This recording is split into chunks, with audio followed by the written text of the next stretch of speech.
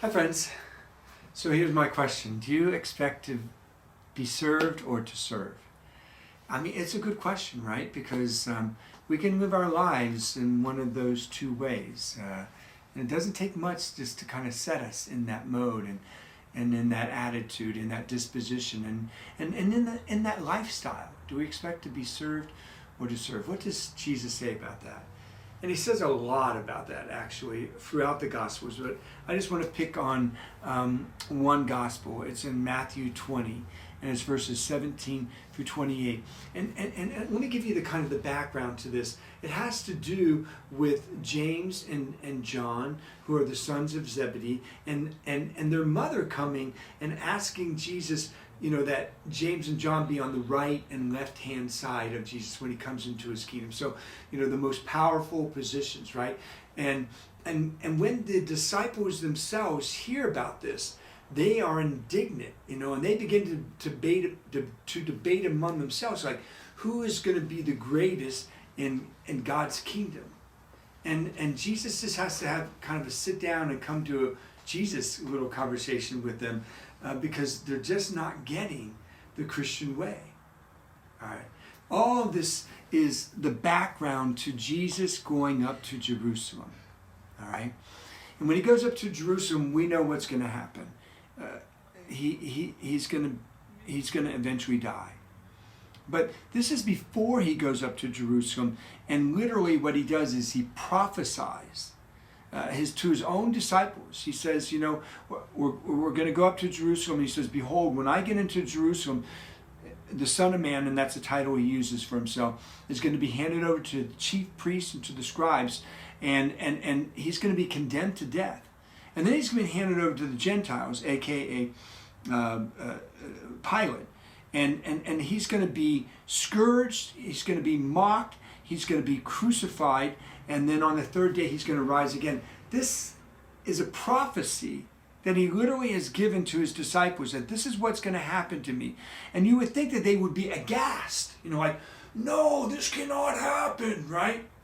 But like in the very same breath, then the mother of the two sons of Zebedee, James and John, comes up and says, Jesus, I just have a little request. Okay, just a little request. And Jesus is like, what?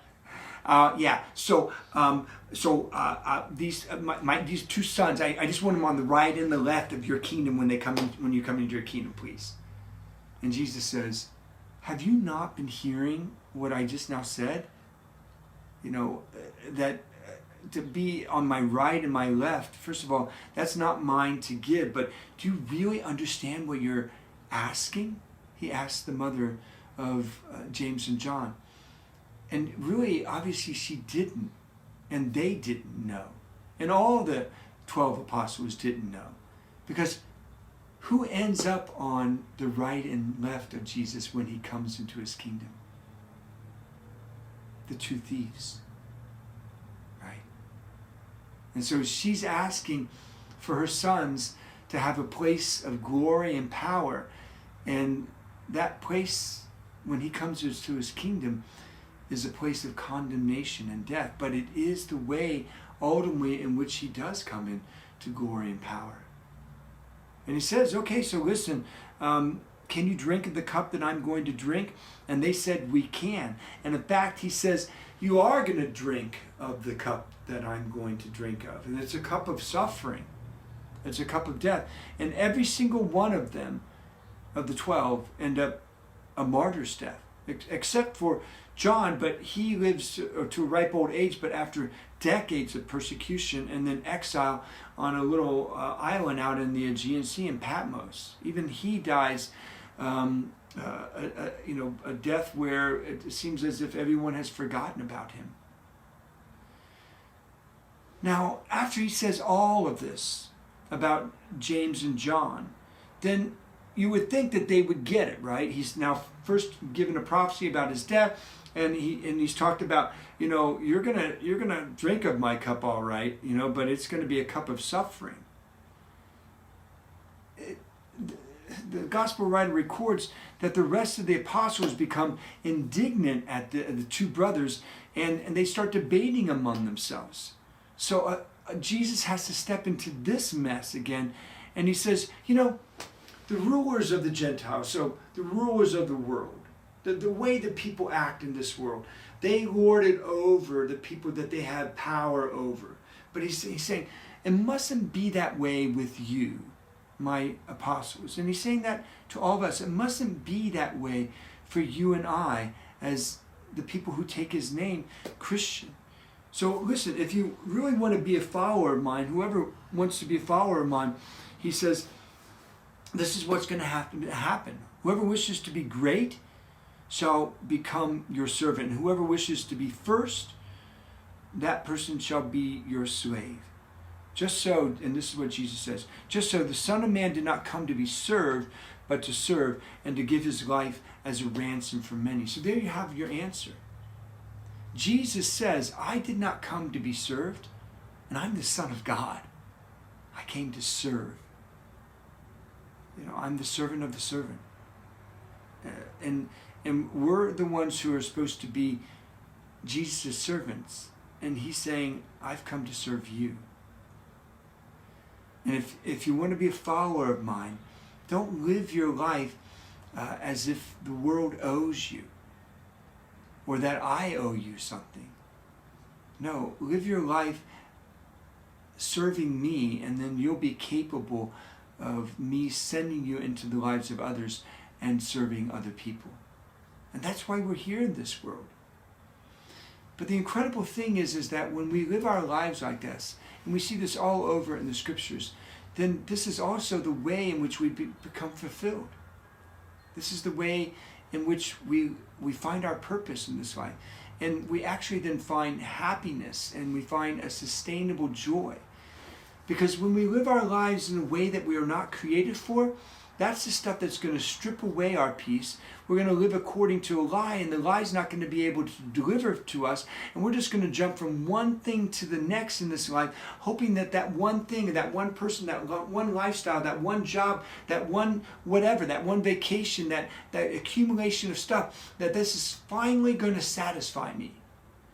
And when it ends up not being able to fulfill what it promises, of course, because it's finite and we were made for the infinite, then at some point we got to come back around to, no, I was made for the infinite. And the infinite God came down in order to serve me. But not that I spend my life allowing him to serve me. No, I turn that right back around and I serve him. And then by serving a life of following him, then he gives me the greatest service, the greatest gift, the greatest sacrifice, the greatest life. He opens up the gates of heaven to me. And then truly, he serves us for all of eternity as we worship and we adore him, as we abide in him, as we live in him, as we love him, and as we exist in his presence and with everyone else. How many of us spend our lives in some shape or form, in some mode of living, where we think that the world owes us something? There's a word for that. It's called entitlement.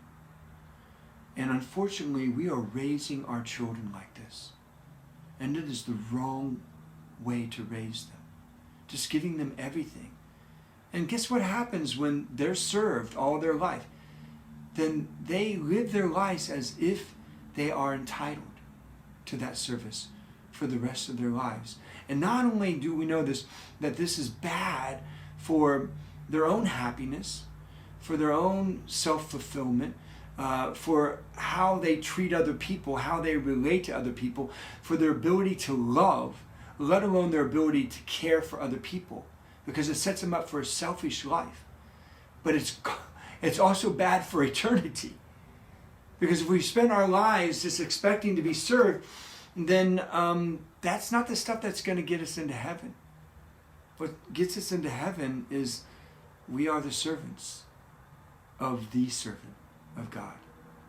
And when we live our lives like that, then he will indeed serve us and all the needs that we have in this life and in the life before, but it's not the other way around. Certainly with him, and it's not the other way around with any other person. But, it's not just limiting it to our children. We could be so, for instance, ambitious with our job, and we work in our school, we work in college, we work to to climb that corporate ladder, or to get the job or the position or the lifestyle that we want, and then we sit back and we expect everything and everyone to serve us, right? And we live a lifestyle like that, a disposition like that, a way of entitlement like that. And what Jesus is saying is that this is not the Christian way. What does he say? He said, the rulers of this world, the Gentiles of this world, they may take all their power and lord it over other people, but it must not be like that with you. God indeed gives us a great power, like the power of love. He gives us a great power, the power of faith. He gives us a great power, the power of hope.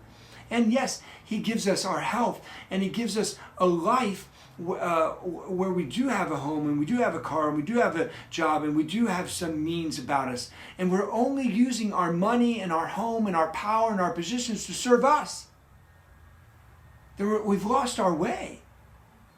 And Jesus is saying, I've given you all these powers not to lord it over other people, so that it's all about you using the power for you. No, use the power for other people. Use your love for other people. Use your heart for other people. Use your mind for other people. Use your education. Use your job and what you gain from your job, like money, not just for your own self-aggrandizement or for your own gain and hoarding of things, but for the good of other people. Does that mean that then we can't use what we have for ourselves? Absolutely not. But it's a both and, not an either or. And it's not me first. It's God first. And when it's God's first, then we will always make room for us, and we will always make room for other people. Rather, Jesus says, whoever wishes to be great among you shall be your servant. I love that. The people who are truly the great ones, not only in this world, but who are going to be the great ones in heaven, are the ones who get it. And they're willing to serve you with their love and their compassion and their mercy and their forgiveness, and with everything that they have, in order to care for you and to call you into a deeper relationship. And Jesus is calling those people the great ones, and not just of this world, but they will be called the great ones in heaven, meaning the saints of heaven. But whoever wishes to be first, me first, all about me, among you, he's the one who is ultimately in eternity going to be the slave, right? The one who doesn't have his freedom anymore. The one who used his freedom, the God-given freedom, to enslave himself to a life of sin and selfishness. And then that's what they'll get for all of eternity. And then he ends by this: just so the Son of Man himself did not come to be served. If anyone could be served, it's him, but to serve and to give his life as a ransom for many. And when we give our lives with Jesus Christ as a ransom for many, then he will give us back our lives, as he teaches us, 30-fold, 60-fold, 100-fold, and then 1,000,000-fold in the life of eternity. Till next time, friends.